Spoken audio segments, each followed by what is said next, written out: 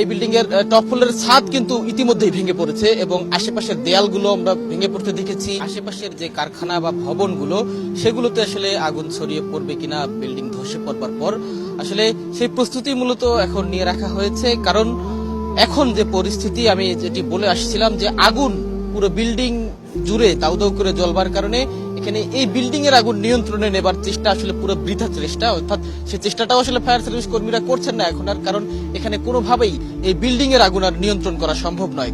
এই বিল্ডিংটি পুরোপুরি জ্বলে পুড়ে ছারখার হওয়া না পর্যন্ত এখানে আসলে আগুন না নেভারই সম্ভাবনা বেশি।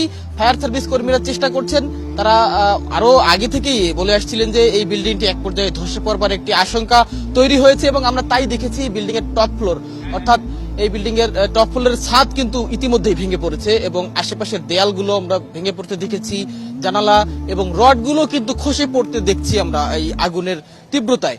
কাজেই বিল্ডিং ধসে পড়বার পর সম্ভাব্য আরো কি কি ক্ষয়ক্ষতি হতে পারে বা কি কি আশঙ্কা রয়েছে সেগুলো নিয়েই কিন্তু এখন ফায়ার সার্ভিস কর্মীরা তারা পরিকল্পনা করছেন এবং এই পরবর্তীতে এই ভেঙে পড়ার পর ধসে পড়বার পর এই আগুনের তীব্রতা যেন আশেপাশের কারখানাগুলোতে ছড়িয়ে না পড়ে সেজন্য তারা আসলে সব ধরনের পরিকল্পনা করে রেখেছেন এবং তারা সেই প্রস্তুতিও নিয়ে রেখেছেন। এখানে উদ্ধার কর্মীরা রয়েছেন, ফায়ার সার্ভিস, নৌবাহিনী, বিমান বাহিনী এবং সেনাবাহিনীর সদস্যরাও কিন্তু রয়েছেন। আমরা দেখেছি ফায়ার সার্ভিসের অত্যাধুনিক যন্ত্রগুলোও কিন্তু ইতিমধ্যেই নিয়ে আসা হয়েছে।